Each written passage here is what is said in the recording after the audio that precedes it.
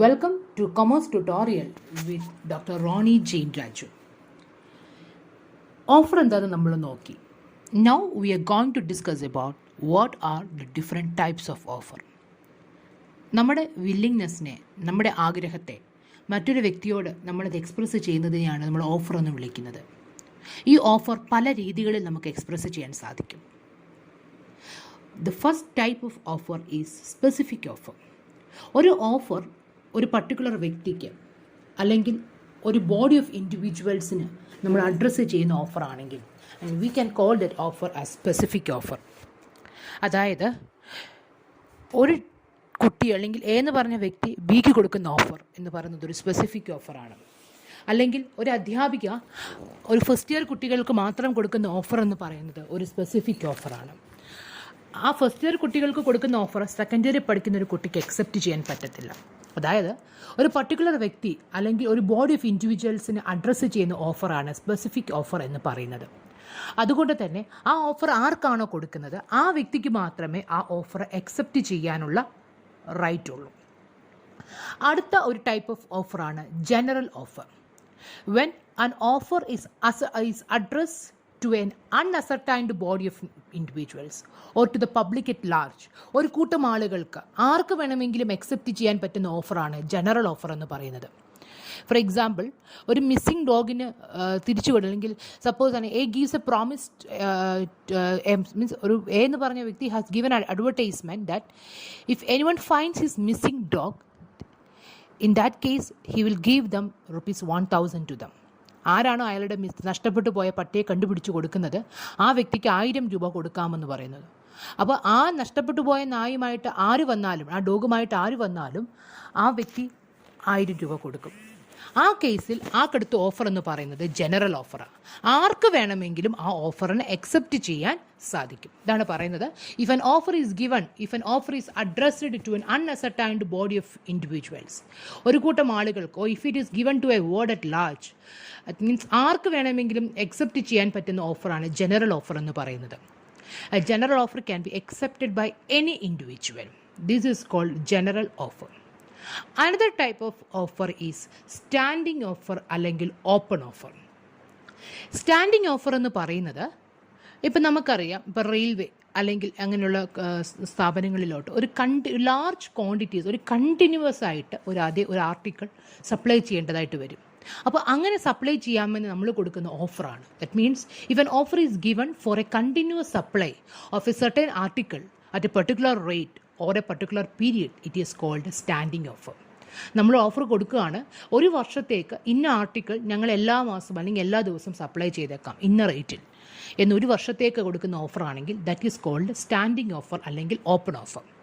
For example, if particular sometimes large quantities of goods is required by railways or some such authorities, in that case we will call some tenders for the supply of such good. That type of offers are called standing offer. Standing offer എന്ന് പറഞ്ഞാൽ continuous ആയിട്ട് നമ്മൾ supply ചെയ്യുക. For example, ഇപ്പോൾ ബിക്ക് ഒരു offer കൊടുക്കുകയാണ്, then he will supply in such things to be for a particular price for a period of 2 years. വരുന്ന 2 വർഷത്തേക്ക് ഞങ്ങളിത് സപ്ലൈ ചെയ്തേക്കാം, ഇന്ന വിലയ്ക്ക് ഞങ്ങൾ സപ്ലൈ ചെയ്തേക്കാമെന്ന് കൊടുത്തുവാണെങ്കിൽ കണ്ടിന്യൂസ് ആയിട്ട് സപ്ലൈ ചെയ്തേക്കാമെന്നൊരു വ്യക്തി കൊടുക്കുന്ന ഓഫറിനെയാണ് സ്റ്റാൻഡിങ് ഓഫർ എന്ന് പറയുന്നത്. So specific offer, general offer, standing അല്ലെങ്കിൽ open offer. Another type of offer എന്ന് പറയുന്നത് കൗണ്ടർ ഓഫർ. കൗണ്ടർ ഓഫർ എന്ന് പറയുമ്പോൾ ഒരു വ്യക്തി കൊടുക്കുന്ന ഒറിജിനൽ ഓഫറിനെ റിജക്റ്റ് ചെയ്തിട്ട് ആ ഓഫറിൻ്റെ സ്ഥാനത്ത് പുതിയ ഓഫർ കടന്നു വരികയാണെങ്കിൽ this is called counter offer. സിമ്പിളായിട്ട് പറഞ്ഞാൽ, if A gives an offer to sell his house for ₹2 lakh to B accept to purchase it for ₹1 lakh. A ബിയോട് പറഞ്ഞു, ഞാൻ നിൻ്റെ വീട് മേടിക്കാം 2 ലക്ഷം രൂപയ്ക്ക്. ബി പറഞ്ഞു, 2 അല്ല 1 ലക്ഷം രൂപയ്ക്ക്, അല്ലെങ്കിൽ എൻ്റെ വീട് ഞാൻ നിനക്ക് നൽകാം 2 ലക്ഷം രൂപയ്ക്ക് എന്ന് പറഞ്ഞു. ബി പറഞ്ഞു, 2 ലക്ഷം രൂപയ്ക്ക് ഞാൻ വില്ലിങ് അല്ല, 1 ലക്ഷമാണെങ്കിൽ ഞാൻ നോക്കാം. ഇവിടെ എന്താണ് സംഭവിച്ചത്? ബി ആദ്യം കൊടുത്ത ഓഫർ 2 ലക്ഷത്തിന് വിൽക്കട്ടെ എന്ന് കൊടുത്ത ഓഫറിനെ റിജക്റ്റ് ചെയ്തുകൊണ്ട് മറ്റേ വ്യക്തി പുതിയൊരു ഓഫർ കൊണ്ടുവന്നു, 1 ലക്ഷം രൂപ എന്ന് പറയുന്ന ഓഫർ. അതായത് ആദ്യം കൊടുത്ത ഓഫറിനെ റിജക്റ്റ് ചെയ്തുകൊണ്ട് ആ കൊടുത്ത ഓഫറിൻ്റെ മുമ്പിൽ ആ സ്ഥാനത്ത് പുതിയൊരു ഓഫർ കടന്നു വരികയാണെങ്കിൽ ആ പുതിയ ഓഫറിന് പറയുന്ന പേരാണ് counter offer. The counter offer is rejecting an original offer and making a new offer. In such case, that new offer is called a counter offer. അപ്പോൾ അങ്ങനെയാകുമ്പോഴത്തേക്ക് പഴയ ഓഫർ ക്യാൻസൽ ചെയ്ത് പുതിയ ഓഫർ ആയിരിക്കും അവിടെ നിലവിൽ വരുന്നത്. അടുത്ത ടൈപ്പ് ഓഫ് ഓഫറാണ് ക്രോസ് ഓഫർ എന്ന് പറയുന്നത്. രണ്ട് വ്യക്തികളുണ്ട് എപ്പോഴും ഓഫർ കൊടുക്കാൻ നേരത്ത്, ഓഫററും ഓഫറിയും. ഈ രണ്ട് വ്യക്തികളും ഒരേ ഓഫർ അങ്ങോട്ടും ഇങ്ങോട്ടും കൊടുക്കുന്നു, പക്ഷേ അവർക്ക് അങ്ങോട്ടും ഇങ്ങോട്ടും അറിയാതെ കൊടുക്കുന്നു. ഫോർ എക്സാമ്പിൾ, സിമ്പിളായിട്ട് പറയുകയാണെങ്കിൽ, എക്ക് വീട് മേടിക്കാൻ താല്പര്യമുണ്ട്. അപ്പോൾ എ ബിയോട് പറയുന്നു, ഞാൻ നിൻ്റെ വീട് 2 ലക്ഷം രൂപയ്ക്ക് മേടിക്കാം. ഇതേ സമയത്ത് തന്നെ ബി എയോട് പറയുന്നു, എൻ്റെ വീട് ഞാൻ നിനക്ക് 2 ലക്ഷം രൂപയ്ക്ക് നൽകാം. പക്ഷേ ഇവർ അങ്ങോട്ടും ഇങ്ങോട്ടും ഓഫർ കൊടുക്കുന്ന കാര്യം അറിയുന്നില്ല. അതായത് ഒരേ കാര്യത്തെക്കുറിച്ച് ഒരേ ഐഡൻറ്റിക്കൽ ആയിട്ടുള്ള ഓഫർ അങ്ങോട്ടും ഇങ്ങോട്ടും കൊടുക്കുകയാണെങ്കിൽ, with ignorance of each others offer, മറ്റേയാളിങ്ങനെ ഒരു ഓഫർ നൽകി എന്ന വിവരം അറിയാതെ അങ്ങോട്ടും ഇങ്ങോട്ടും ഓഫർ കൊടുക്കുകയാണെങ്കിൽ, that is called cross offer. അപ്പോൾ നമ്മൾ പറഞ്ഞത് ടൈപ്സ് ഓഫ് ഓഫറാണ്. ആദ്യം specific offer. When in a offer is addressed to a particular individual, it is called specific offer. General offer എന്ന് പറയുന്നത്, if an offer is addressed to a public at large, it is called general offer.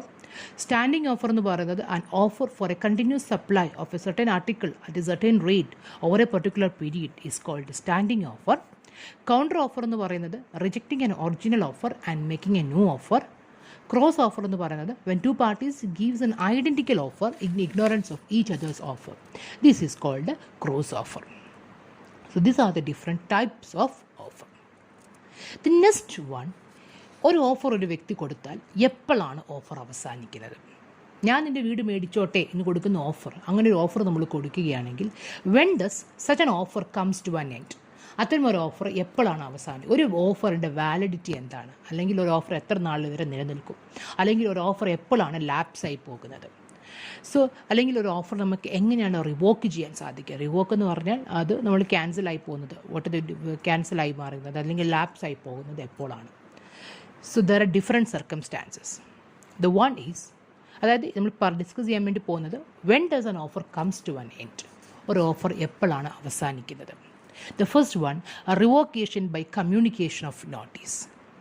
ഒരു വ്യക്തി ഒരു offer കൊടുക്കുന്നു, ആ offer കൊടുക്കുന്നു. ആ സമയത്ത് ആ ഓഫറിയോട് ഞാൻ നൽകുന്ന ഓഫർ ഞാൻ റിവോക്ക് ചെയ്തു എന്ന് പറഞ്ഞൊരു നോട്ടീസ് കൊടുക്കുകയാണെങ്കിൽ, ആ ഓഫർ അവിടെ ക്യാൻസലായി മാറും, ലാപ്സായി മാറും, എൻഡ് ചെയ്യും. That means an offer may be revoked, an offer can be cancelled by sending a notice of revocation. Revocation means cancellation. An offer comes to an end. An offer can be cancelled. അല്ലെങ്കിൽ അവസാനിക്കുന്ന എപ്പോഴാണ്? ഒരു ഓഫറിക്ക് നമ്മളുടെ notice of revocation, ഞാൻ നിനക്ക് നൽകിയ offer cancel ചെയ്തിരിക്കുന്നു എന്ന് പറഞ്ഞുകൊണ്ട് ഒരു നോട്ടീസ് ഓഫറിക്ക് കൊടുക്കുകയാണെങ്കിൽ, എപ്പോൾ കൊടുക്കണമെന്നാണ് ഏറ്റവും മുൻപ്? ആ ഓഫറിനെ അക്സെപ്റ്റ് ചെയ്യുന്നതിന് മുൻപ്. അതാണ് ഏറ്റവും ഇമ്പോർട്ടൻ്റ് ആയിട്ട് പോയിട്ട്. ഓഫറിക്ക് കൊടുക്കുന്ന ഓഫറിനെ, അതായത് ഞാൻ എൻ്റെ വീട് മേടിച്ചോട്ടെ എന്ന് ചോദിച്ച് കൊടുക്കുന്ന ഓഫർ എപ്പോൾ വേണമെങ്കിലും നമുക്ക് ക്യാൻസൽ ചെയ്യാം. എങ്ങനെ ക്യാൻസൽ ചെയ്യുന്ന ആദ്യത്തെ പോയിന്റ് പറഞ്ഞത്, നമ്മൾ കൊടുക്കുകയാണ്, ആദ്യം ഓഫർ കൊടുത്തു, പിന്നെ നമ്മൾ പറയുകയാണ് നമ്മളൊരു നോട്ടീസ് ഓഫ് റിവോക്കേഷൻ കൊടുക്കുകയാണ്. എന്താ നോട്ടീസ് കൊടുക്കുന്നത്? നമ്മളവിടെ ഞാൻ നിനക്ക് നൽകുന്ന ഓഫർ ഞാൻ തിരിച്ചെടുത്തിരിക്കുന്നു എന്ന് നോട്ടീസ് നമ്മൾ കൊടുക്കുകയാണെങ്കിൽ ആ ഓഫർ അവസാനിക്കും. പക്ഷേ എപ്പോഴും കൊടുക്കുക, ആ നോട്ടീസ് ഓഫ് റിവോക്കേഷൻ നമ്മൾ കൊടുക്കേണ്ടത് ഓഫറെ അക്സെപ്റ്റ് ചെയ്യുന്നതിന് മുൻപാണ്. That means an offer can be revoked by sending a notice of revocation to the offeree at any time before the offer is accepted by the offeree. ഓഫറിനെ accept ചെയ്യുന്നതിന് മുൻപാണ് നമ്മൾ notice of revocation കൊടുക്കേണ്ടത്. So revocation means taking back. That means an offer can be revoked, അല്ലെങ്കിൽ ഓഫറിനെ തിരിച്ചെടുക്കാൻ പറ്റും by sending a notice of revocation. രണ്ടാമത് മറ്റൊരു രീതി എന്ന് പറയുന്നത് ലാപ്സ് ഓഫ് ടൈം. നമ്മളൊരു ഓഫർ കൊടുക്കാൻ നേരത്ത് എപ്പോഴും നമ്മളൊരു സമയം പറഞ്ഞിരിക്കും.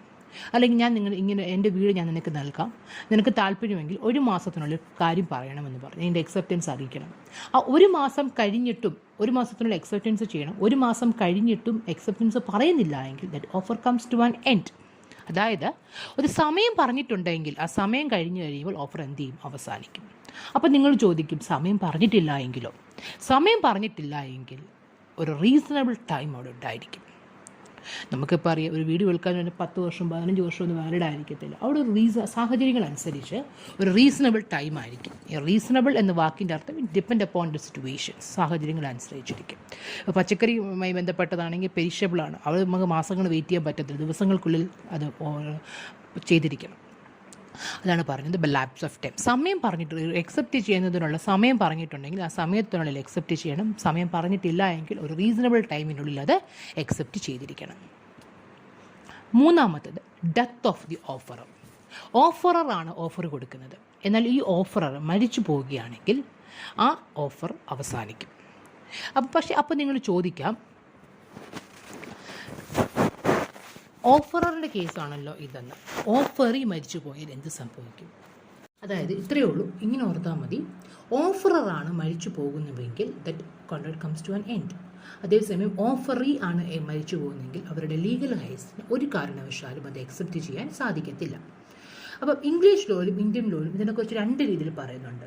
ഇംഗ്ലീഷ് ലോയിൽ പറയുന്നത്, ഇപ്പം ഓഫററിൻ്റെ മരണം, if a person accept the offer in ignorance of offerors then there can be no contract. അതായത് ഓഫറർ മരിച്ചുപോയി, ഈ മരിച്ചുപോയ വിവരം അറിയാതെയാണ് ഓഫർ അക്സെപ്റ്റ് ചെയ്തിട്ടുണ്ടെങ്കിൽ പോലും ആ ഓഫർ ഒരു കോൺട്രാക്റ്റായി മാറത്തില്ല. അതേസമയം ഇന്ത്യൻ ലോയിൽ അങ്ങനെയല്ല. ഓഫറർ നൽകുന്നു, ഓഫറർ മരിച്ചു പോകുന്നു, പക്ഷേ ഓഫർ ഈ കാര്യം അറിയാതെയാണ് അക്സെപ്റ്റ് ചെയ്യുന്നെങ്കിൽ പോലും അവിടെ ഒരു ലീഗൽ കോൺട്രാക്റ്റ് അവിടെ കടന്നു വരും. അതായത്